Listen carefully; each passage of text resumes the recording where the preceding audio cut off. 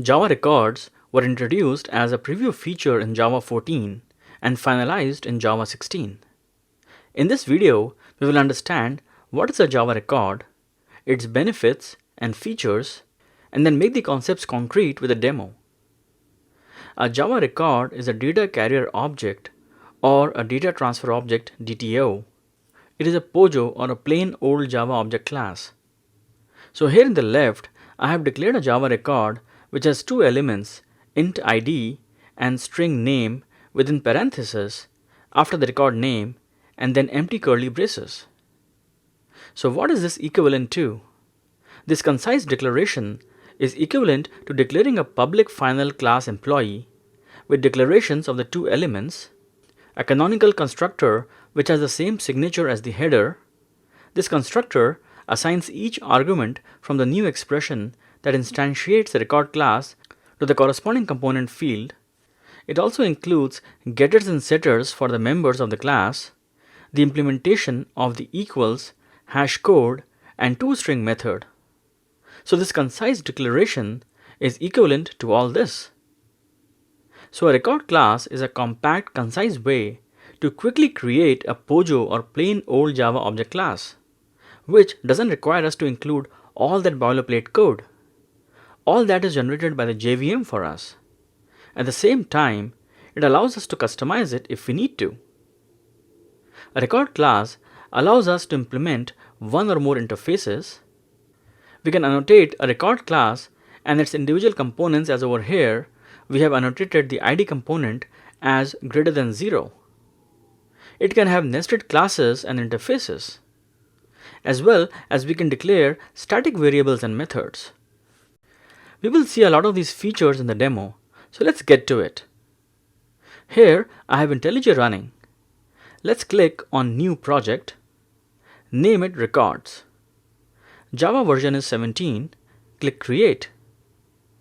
Here is the project with the IDE generating the main class for us. Let me get rid of the generated lines. Let's first create a POJO class and then we will show its equivalent record class. Right click on Source, choose New Class, call it Bike class.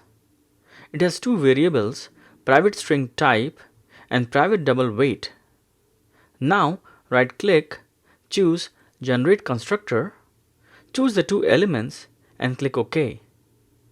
Next, right click, choose Generate, and this time choose Getter and Setter. Select both the elements and choose OK. The IDE generates them for us. Right click Generate, choose Equals and Hash Code, click Next, Next and OK. The IDE generates their implementations. Right click, Generate and choose toString method, click OK, and the IDE generates that for us too. So this is what a typical POJO or data carrier class would look like. Now right click on Source, choose Java class, name it Bike Record, and then choose Record. Let's add the two elements, string type and double weight to it, and that is it. This is the record class, which is equivalent to the bike class we created earlier without all this boilerplate code and is so compact. Let's go to our main class to prove they are equivalent.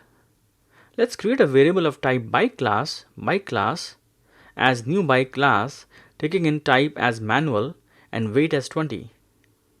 Let's create a variable of type bike record as new bike record, taking in again type as manual and weight as 20. Let's do a system out of the bike class and the bike record. Run the main class and we see the two string implementations are equivalent. However, if we compare the two objects, they are not equal. So if bike record equals bike class, then we print bike record and bike class match. Otherwise we print that they do not match. Run the main class, they are not equal. Let's create another variable of type bike class 1, initialized with the same type as manual and weight as 20. Another bike record variable bike record 1, initialize with type as manual and weight as 20. Let's copy these lines and let's compare bike record with bike record 1, and if they match, we say bike record and bike record 1 match, otherwise they don't. Similarly, let's do the same comparison for bike class and bike class 1.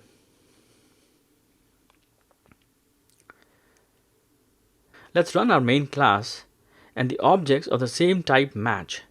Bike record matches bike record 1 and bike class matches bike class 1. Now let's say we want to add another element to our bike object, say a string indicating whether it is a folding bike. For a record, it will be simply going and adding the element in the declaration, and everything else from the constructor, getter, setter, equals, hash code, toString method is taken care of. However, with the bike class, we have to add the element here, and then we will have to generate the getter and setter for it, regenerate the equals, hash code, and toString methods. So making changes is so much more easier with the record type. We'll not add it actually now. I just wanted to show you what is involved in making these changes. We can customize the record. Say we want to add a constructor and override the canonical constructor which the record class would have generated for us. The only reason I can think why we would do this would be to add validations.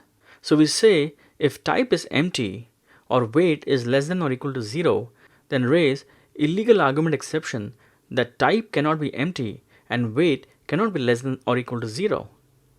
Otherwise, assign the values. Let's go to our main class and create a new variable of type bike record 2 as new bike record with type as null and weight as -1. Run it. And as expected, we get the validation error. The record class makes it even easier for us. We do not have to specify the elements in the constructor. It implicitly declares it for us.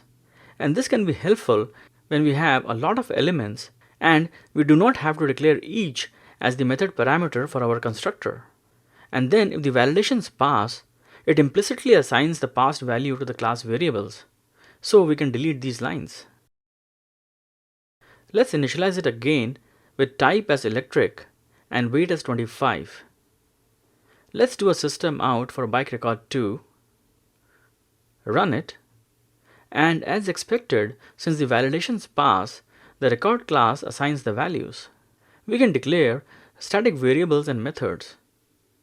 Let's say we declare a static string default type as manual and another static double default weight as 20, and then a public static method getDefaultBike.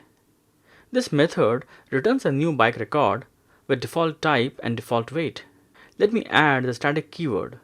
Going back to the main class, let me create a bike record 3, and since this is a static method, we can call bike record.getDefaultBike directly. Let's do a system out for bike record 3. Run it, and we see the default bike record. In this video, we talked about what is a record, what are its features and benefits, and then did a demo to clarify the concepts. Thanks for watching.